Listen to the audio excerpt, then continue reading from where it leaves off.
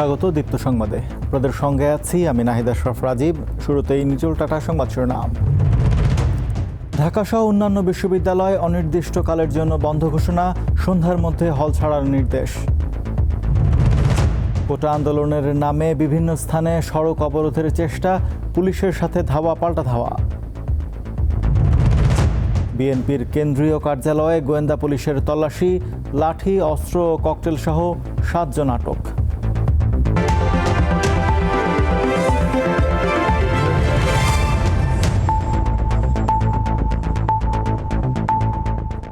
ঢাকা বিশ্ববিদ্যালয় অনির্দিষ্টকালের জন্য বন্ধ ঘোষণা করা হয়েছে। এরই সাথে আজ সন্ধ্যা 6টার মধ্যে সব শিক্ষার্থীকে হল ছাড়ার নির্দেশ দেওয়া হয়েছে। সকালে ঢাকা বিশ্ববিদ্যালয়ের সর্বোচ্চ নীতি নির্ধারণী ফোরাম সিন্ডিকেটের জরুরি সভায় এসব সিদ্ধান্ত নেওয়া হয়। উপাচার্য ASM মাকসুদ কামালের সভাপতিত্বে এই সভা অনুষ্ঠিত হয়। সভায় জানানো হয়, কোটা সংস্কার আন্দোলনকে কেন্দ্র করে উদ্ভূত পরিস্থিতি পর্যালোচনার পর শিক্ষার্থীদের নিরাপত্তা ও একাডেমিক পরিবেশ বজায় রাখার স্বার্থে বিশ্ববিদ্যালয়ে অনির্দিষ্টকালের জন্য বন্ধ ঘোষণা করা হলো। বহিরাগত কাউকে ক্যাম্পাসে প্রবেশ ও অবস্থান না করার জন্য নির্দেশের পাশাপাশি বিদ্যমান কোটা ব্যবস্থার যৌক্তিক সমাধানের জন্য সরকারের কাছে আহ্বান জানিয়েছে সিন্ডিকেট।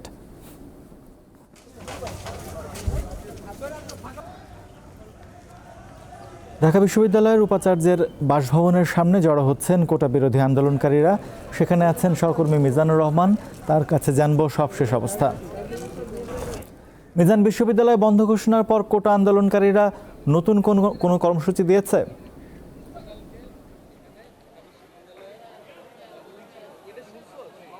এখন পর্যন্ত নতুন করে কোনো কর্মসূচি তারা ঘোষণা করেনি। তারা উপাচার্যের বাসভবনে আছে, এখানে অবস্থান নিয়েছে এবং বিভিন্ন স্লোগান দিচ্ছেন। স্লোগানের ভেতরে যে বিষয়টি দাবিটি তুলছেন তা হচ্ছে, গতকাল দেশের বিভিন্ন জায়গায় যে এই আন্দোলনে মারা গেছেন যে সমস্ত শিক্ষার্থীরা, তাদের বিচারের দাবি জানিয়েছেন বা তাদেরকে কেন মারা হয়েছে এর যৌক্তিক উত্তর খোঁজার চেষ্টা করছেন আন্দোলনের মধ্য দিয়ে। আমরা দেখেছি কিছুক্ষণ আগেও এখানে বিজিবি মোতায়েন করা হয়েছিল। বিজিবি সদস্যরা এখন এখানে নেই, মাঝে মাঝে কিছুক্ষণ পর পর এখানে আসছে এবং তারা এখানে টহল দিচ্ছে আইনশৃঙ্খলা বাহিনীর অন্য সদস্যদের সাথে। এখানে পুলিশ আছে, পুলিশের পাশাপাশি র্যাব কাজ করছে, র্যাবের সদস্যরাও এখানে আছেন। এবং কিছুক্ষণ আগে বিশ্ববিদ্যালয়ের শিক্ষকদের একটি দল দেখা করতে গিয়েছিলেন উপাচার্যের সাথে, ভেতরে তার বাসভবনে গিয়েছিলেন এবং তারা ফিরে এসে জানিয়েছেন উপাচার্যের সাথে তারা দেখা করতে পারেননি। শিক্ষার্থীদের সন্ধ্যা 6টার মধ্যে যে হল ত্যাগের নির্দেশ দিয়েছে বিশ্ববিদ্যালয় প্রশাসন, সেটার ব্যাপারে শিক্ষকরা বলছেন যে বিশেষ করে নারী শিক্ষার্থী যারা আছেন তাদের যেন সেই শারীরিক বা মানসিকভাবে কোনো চাপ দেওয়া না হয় হল ত্যাগের ক্ষেত্রে। একটা নির্ধারিত মানে খেয়াল খুশি মতো বা ইচ্ছে অনুযায়ী যখন তারা বের হয়ে যাবে হল থেকে, এই ব্যাপারটি যেন নিশ্চিত করা হয়, সেই দাবিটা তারা প্রক্টরের কাছে জানিয়েছেন এখানে বিশ্ববিদ্যালয়ের উপাচার্যের সাথে দেখা করতে না পেয়ে। তো প্রক্টর সেই সমস্ত শিক্ষকদের আশ্বাস দিয়েছেন বলে শিক্ষকরা আমাদেরকে জানিয়েছেন। আমরা কিছুক্ষণ পরপরই দেখছি এখানে স্লোগান দিচ্ছেন আন্দোলনকারীরা এবং তারা এখানে যেই সংখ্যক এখন আছেন, মাঝে মাঝে আমরা দেখেছিলাম এর আগে তারা হলে গিয়ে বিভিন্ন সভা করে আসছেন। আবার এরকম কথাও আমরা শুনেছি যে তারা সবার সাথে তাদের যে সমস্ত নেতৃবৃন্দ আছে এই আন্দোলনের, তাদের সাথে যোগাযোগ করে বা সিদ্ধান্ত নেবেন আসলে যে পরবর্তী কোনো কর্মসূচি দেওয়া যায় কিনা। তবে এখন পর্যন্ত ওরকম কোনো অনাকাঙ্ক্ষিত ঘটনা ঘটেনি। তারা বলছেন যে তাদের যৌক্তিক দাবি না মানা পর্যন্ত তারা এখানে অবস্থান করবেন এবং দেখার বিষয় যে সন্ধ্যা 6টার সময় হল ছাড়ার যে সময় নির্ধারণ করে দেওয়া হয়েছে, এটা আসলে সন্ধ্যা নাগাদ কোন অবস্থায় থাকে। তো এই ছিল উপাচার্যের বাসভবন থেকে আমার কাছে সর্বশেষ তথ্য। আপনাকে ধন্যবাদ। এদিকে ঢাকা বিশ্ববিদ্যালয়ের TSC এলাকায় গায়েবানা জানাজা করার কথা রয়েছে কোটা আন্দোলনকারীদের। সেখানে আছেন সহকর্মী আজিজুল ইসলাম, তার কাছে জানবো সবশেষ পরিস্থিতি। আজিজুল, গায়েবানা জানাজার বিষয়ে কোটা আন্দোলনকারীরা কিছু জানিয়েছে? TSC এলাকার পরিস্থিতি কেমন দেখছেন জানাবেন। রাজীব, আপনাকে যে বিষয়টি জানাতে চাই যে গায়েবানা জানাজার যে সময় ছিল দুপুর 2টা নির্ধারিত থাকলেও আমরা কোনো শিক্ষার্থীদের এখানে কিন্তু জড়ো হতে দেখিনি বা কোনো জানাজাও অনুষ্ঠিত হয়নি। তবে পুলিশ খুবই মারমুখী অ্যাকশনে রয়েছে এবং আমরা দেখেছি যে ভিপি নূর যখন ছিল, তখন তার যে কমিটিতে সমাজসেবা সম্পাদক ছিলেন আক্তার, সেই ছেলেটি দুই তিনজন মিলে এসে তারা এখানে দাঁড়িয়েছিল এবং খুব পুলিশের সাথে বাকবিতণ্ডা শুরু হলে এক পর্যায়ে অনেকটা গন্ডগোলের মতো সৃষ্টি হয় এবং তারই আলোকে আমরা দেখেছি যে পুলিশ কিন্তু সাউন্ড গ্রেনেড এবং ককটেল এগুলো ছুড়েছে এবং সিটিতে তার ফলে কিন্তু আমরা দেখেছি যে 3-4 জন সাংবাদিক কিন্তু আহত হয়েছে। পরে কিন্তু সাংবাদিক যারা এখানে কমিউনিটি রয়েছে, গণমাধ্যম কর্মীরা, তারা অনেকটাই পুলিশের সাথে একটু মানে উত্তেজিত হয়ে যায় যে আসলে তারা নির্দোষ হওয়া সত্ত্বেও কেন তাদের উপরে ককটেল ছোড়া হয়েছে। এই বিষয়টি নিয়ে বেশ কিছুক্ষণ ধরেই কিন্তু টিএসসি এলাকাতে বেশ উত্তেজনাকর পরিস্থিতি ছিল এবং যে আক্তার যে ছেলেটি এসেছিল তাকে আমরা দেখেছি যে পুলিশ ধরে শাহবাগ থানায় হয়তো নিয়ে গিয়েছে। আমরা দেখেছি যে পুলিশের গাড়িতে করে তাকে এখান থেকে নিয়ে যাওয়া হয়েছে। তো এই পরিস্থিতি আর সাধারণ শিক্ষার্থী, আমরা দুই একজনের সাথে কথা বলার চেষ্টা করেছিলাম, তারা আসলে ক্ষোভ প্রকাশ করেছেন যে ইউনিভার্সিটি বিশ্ববিদ্যালয় এলাকার মধ্যে যে পুলিশ যে অবস্থানে নিয়েছে বা বিজিবি মোতায়েন করা হয়েছে, এইসব বিষয় নিয়ে কিন্তু তারা ক্ষোভ প্রকাশ করে তারা বলার চেষ্টা করছেন যে বিশ্ববিদ্যালয় যে এলাকা, সেই এলাকাতে এই রকম পরিস্থিতি কেন হবে যে বিজিবি রয়েছে বা পুলিশ আইন শৃঙ্খলা বাহিনী জল কামান সহ যে এসে যে তারা যে অবস্থান নিয়েছেন, এই বিষয়টিরই তারা আসলে প্রতিবাদ জানানোর চেষ্টা করছিলেন। তো আমরা এমনি বড় ধরনের কোনো পরিস্থিতি দেখিনি, তবে পুলিশ পরিস্থিতি নিয়ন্ত্রণে আনতে বেশ কিছু সাউন্ড গ্রেনেড নিক্ষেপ করেছে এবং তাতে কিন্তু কয়েকজন সাংবাদিক আহত হওয়ার ঘটনা দেখেছি। বড় ধরনের আহত না হলেও বেশ ছোটখাটো বেশ কয়েকজন আহত হয়েছে এবং এই কারণে কিন্তু গণমাধ্যম যারা কর্মী রয়েছেন তারা পুলিশের উপরে অনেকটা ক্ষোভ প্রকাশ করেছেন। তো এই ছিল আমার কাছে এখান থেকে সর্বশেষ সংবাদ। রাজীব, ধন্যবাদ আজিজুল ইসলাম। কোটা সংস্কার আন্দোলনে হামলা ও শিক্ষার্থী নিহতের প্রতিবাদে সমাবেশ করেছে বিশ্ববিদ্যালয় শিক্ষক নেটওয়ার্ক। বুধবার ঢাকা বিশ্ববিদ্যালয়ের অপরাজয় বাংলার পাদদেশে নিপীড়ন বিরোধী শিক্ষকদের এই সমাবেশ অনুষ্ঠিত হয়। এ সময় শিক্ষকরা বলেন, শিক্ষার্থীদের ওপর এরকম আঘাত মেনে নেওয়া যায় না। কোটা আন্দোলনে নিহতদের বিষয়ে তদন্ত করে বিচারের দাবি জানান তারা। শিক্ষকরা বলেন, কোটা সংস্কার যৌক্তিক বিষয়, সরকারের এই বিষয়ে আলোচনা করে সমস্যা সমাধানের তাগিদ দেন তারা। এর আগে কোটা সংস্কার আন্দোলনে আটক 2 শিক্ষার্থীকে শাহবাগ থানা থেকে ছাড়িয়ে নেন নিপীড়ন বিরোধী শিক্ষকরা।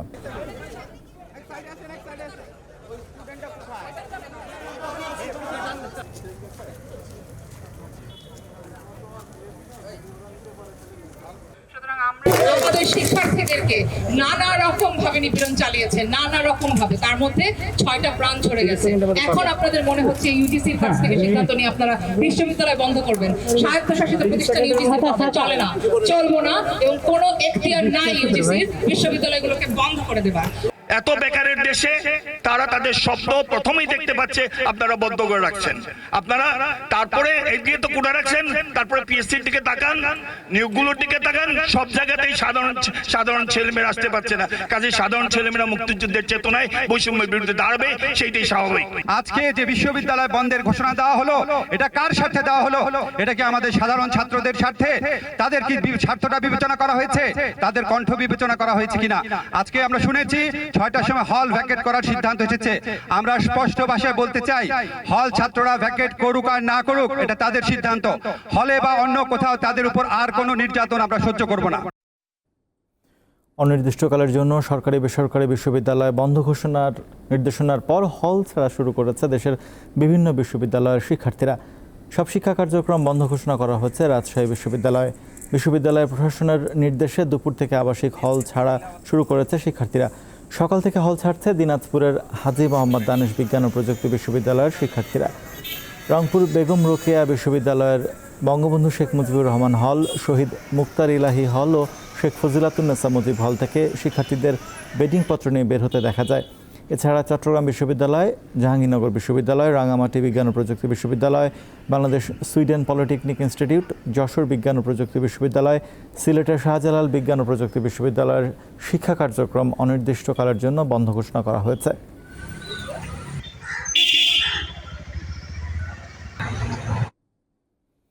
হল ছাড়ার নির্দেশ দেওয়া হলেও তা অমান্য করে সড়ক অবরোধ করার চেষ্টা করছে জাহাঙ্গীরনগর বিশ্ববিদ্যালয়ের শিক্ষার্থীরা। এ বিষয়ে বিস্তারিত জানাতে সেখান থেকে যোগ দিচ্ছেন সহকর্মী এম এ হালিম। যেমনটি বলছিলেন, আমি এই মুহূর্তে রয়েছি জাহাঙ্গীরনগর বিশ্ববিদ্যালয়ে। এখানে কিছু তথ্য জানিয়ে রাখতে চাই। সকালবেলা কিন্তু এখানে যে সিন্ডিকেটের সভাটা ছিল এবং সিদ্ধান্ত হয়েছে সারা দেশের পাবলিক বিশ্ববিদ্যালয়ের ন্যায় এই জাহাঙ্গীরনগর বিশ্ববিদ্যালয় ছুটি ঘোষণা করা হয়েছে এবং ক্যাম্পাসের হল থেকে শিক্ষার্থীদের বের হওয়ার জন্য একটা সিদ্ধান্ত হয়েছে। তারপর থেকে কিন্তু আন্দোলনরত শিক্ষার্থীরা তারা কিন্তু এই সিদ্ধান্তটি মানেনি এবং সেখানে আমরা দেখতে পেয়েছি যে এটি নতুন রেজিস্ট্রার ভবন, যেখানে মিটিংটি হয়েছিল সেই ভবনে কিছুটা ভাঙচুর হয়েছে এবং তারপর থেকে একটু পরে আমরা দেখতে পাই যে বিশ্ববিদ্যালয়ে কিন্তু এখানে পুলিশ সদস্যরা এখানে হাজির হয়েছেন এবং বিপুল সংখ্যক পুলিশ সদস্য এই মুহূর্তে রয়েছে এবং এই মুহূর্তে পুলিশ কর্মকর্তা যারা রয়েছে তারা কিন্তু আন্দোলনরত শিক্ষার্থীদের সাথে কথা বলার চেষ্টা করছে, তাদের বোঝানোর চেষ্টা করছে যাতে এই ক্যাম্পাস ছুটি হয়েছে সেখান থেকে তারা যাতে চলে যায় এবং সেই সাথে কিন্তু তারা এখন এই মুহূর্তে কথাবার্তা চলছে। এবং অপরদিকে কিন্তু আমরা দেখতে পেয়েছি যারা আন্দোলনরত শিক্ষার্থী তারা কিন্তু ব্যারিকেড দিয়ে তারাও এখানে দাঁড়িয়ে আছে এবং আমার পিছনে রয়েছে পুলিশ সদস্যরা এবং সামনে হচ্ছে বিশ্ববিদ্যালয়ের শিক্ষার্থীরা এবং এখানে পুলিশ সদস্যরা এই মুহূর্তে বোঝাচ্ছে এবং সেই সাথে উপজেলা যিনি নির্বাহী কর্মকর্তা তিনিও রয়েছেন, তিনিও তাদের সাথে কথা বলছেন। সব মিলে এখন একটি থমথমে অবস্থা রয়েছে। একদিকে পুলিশ সদস্যরা তাদের জলকামান নিয়ে তারা প্রস্তুত রয়েছে, অন্যদিকে এখানে শিক্ষার্থীরা তারা ব্যারিকেড দিয়ে তারা এই বিশ্ববিদ্যালয়ের হল ছাড়ার বিপক্ষে তারা রয়েছে এবং এই মুহূর্তে শেষ মুহূর্তে আমরা যেটা দেখতে পাচ্ছি এখন আন্দোলনরত যারা শিক্ষার্থী রয়েছে তাদের সাথে কিন্তু এখানে যারা পুলিশ কর্মকর্তা এবং উপজেলা প্রশাসনের পক্ষ থেকে যারা রয়েছে তারা এখানে কথা বলছেন। সব মিলে একটা মীমাংসা চেষ্টা করা হচ্ছে, পুলিশ সদস্যরা তাদের বোঝাচ্ছে এবং শিক্ষার্থীরা তাদের যুক্তিগুলো তুলে ধরছে। এই অবস্থা এখন চলছে এবং একটু পরে বিস্তারিত কী জানা সেই বিষয়টি দর্শক আপনাকে জানাতে পারবো। এই ছিল আমার কাছ থেকে সর্বশেষ। কোটা সংস্কারের দাবিতে আজও দেশের বিভিন্ন স্থানে সাধারণ শিক্ষার্থীদের সঙ্গে ছাত্রলীগ নেতাকর্মী ও পুলিশের ধাওয়া পাল্টা ধাওয়ার ঘটনা ঘটেছে। সকালে ব্রাহ্মণবাড়িয়া সরকারি কলেজের সামনে জড়ো হয় বিভিন্ন কলেজের শিক্ষার্থীরা। সেখানে অবস্থান নেয় ছাত্রলীগের বিপুল সংখ্যক নেতাকর্মী। বিক্ষোভকারীরা মিছিল বের করতে চাইলে দুই পক্ষের মধ্যে সংঘর্ষ হয়, এতে বেশ কয়েকজন আহত হয়। জামালপুরের আশিক মাহমুদ কলেজে কোটা বিরোধী আন্দোলনকারীদের সাথে ছাত্রলীগ নেতাকর্মীদের সংঘর্ষে সাংবাদিক সহ বেশ কয়েকজন আহত হয়েছে। ঘটনাস্থলে অতিরিক্ত পুলিশ মোতায়েন করা হয়েছে। ফেনী শহরের ট্রাঙ্ক রোডের শহীদ মিনার এলাকায় সাধারণ শিক্ষার্থীদের প্রতিবাদ মিছিলে হামলার অভিযোগ পাওয়া গেছে। এতে এক পুলিশ সদস্য সহ অন্তত 20 জন আহত হয়। অন্যদিকে প্রশাসন ভবন ঘেরাও করে অবস্থান কর্মসূচি পালন করছে রাজশাহী বিশ্ববিদ্যালয়ের কোটা আন্দোলনকারীরা।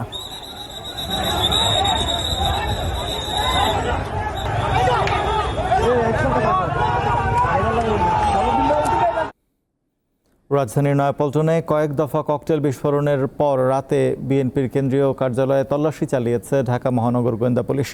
এ সময় ছাত্রদলের সাবেক সভাপতি ও বর্তমান বিএনপির নির্বাহী কমিটির সদস্য কাজী রওনকুল ইসলাম শ্রাবণ সহ 7 জনকে আটক করা হয়েছে। বিএনপি কার্যালয় থেকে অস্ত্র ও ককটেল উদ্ধারের কথা জানিয়েছে পুলিশ। তল্লাশির পর ঢাকা মহানগর পুলিশের অতিরিক্ত কমিশনার হারুনুর রশিদ গণমাধ্যমকে জানান, বিএনপি কার্যালয় থেকে শতাধিক ককটেল, 5 শতাধিক লাঠিসোঁটা, 7টি দেশি বিদেশি অস্ত্র ও কয়েক বোতল পেট্রোল উদ্ধার করা হয়েছে। তিনি জানান, কোটা আন্দোলনে কেউ অর্থ দিয়ে, কেউ পানি দিয়ে, কেউ লাঠি দিয়ে সহায়তা করছে। আন্দোলনকে ভিন্ন খাতে প্রবাহিত করার চেষ্টা করা হচ্ছে। গোয়েন্দা পুলিশের অভিযানের নিন্দা ও প্রতিবাদ জানিয়েছেন বিএনপির জ্যেষ্ঠ যুগ্ম মহাসচিব রুহুল কবির রিজভী। প্রায় 100-র উপরে আমরা ককটেল পেয়েছি। সেখানে পেট্রোল 5-6 বোতল পেট্রোল আমরা পেয়েছি। তারপরে 500 লাঠিসোঁটা 2-3টা রুমে ছিল, 500 লাঠিসোঁটা ছিল, 60টা দেশি বিদেশি অস্ত্র ছিল এবং আমরা ছাত্রদল এবং তার অঙ্গ সংগঠনে আমরা প্রায় 7 জনকে আমরা গ্রেপ্তার করছি। শিক্ষার্থীদের আন্দোলনের নেতৃত্ব এখন বিএনপি জামাতের অশুভ শক্তির হাতে। তাই পরিস্থিতি মোকাবেলায় আওয়ামী লীগ চুপ থাকতে পারে না বলে জানিয়েছেন দলটির সাধারণ সম্পাদক ওবায়দুল কাদের। সকালে রাজধানীর তেজগাঁওয়ে ঢাকা জেলা আওয়ামী লীগের কার্যালয়ে ঢাকা জেলা ও ঢাকা মহানগর উত্তর ও দক্ষিণ আওয়ামী লীগের নেতৃবৃন্দের সঙ্গে মতবিনিময় সভায় তিনি কথা জানান। চলমান কোটা আন্দোলন প্রসঙ্গে ওবায়দুল কাদের বলেন, কোটা আন্দোলন সাধারণ শিক্ষার্থীদের আন্দোলন নেই। কোটা আন্দোলনকে ঘিরে বিএনপি জামাত লাশের রাজনীতি করতে চায়। আক্রান্ত যারা হয়েছে তারা ছাত্রলীগের। জামাত শিবির ও বিএনপি এই আক্রমণ করেছে বলে অভিযোগ করেন ওবায়দুল কাদের।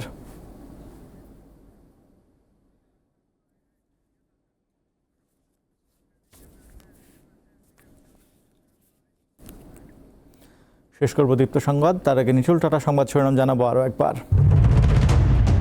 ঢাকা সহ অন্যান্য বিশ্ববিদ্যালয় অনির্দিষ্টকালের জন্য বন্ধ ঘোষণা, সন্ধ্যার মধ্যে হল ছাড়ার নির্দেশ। কোটা আন্দোলনের নামে বিভিন্ন স্থানে সড়ক অবরোধের চেষ্টা, পুলিশের সাথে ধাওয়া পাল্টা ধাওয়া। বিএনপির কেন্দ্রীয় কার্যালয়ে গোয়েন্দা পুলিশের তল্লাশি, লাঠি, অস্ত্র, ককটেল সহ 7 জন আটক।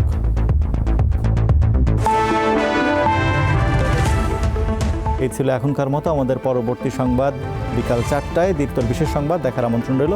এছাড়া আরও তথ্য বিনোদনের খবর পেতে যুক্ত থাকুন দীপ্ত টিভির ডিজিটাল প্ল্যাটফর্মগুলোতে। ধন্যবাদ সবাইকে।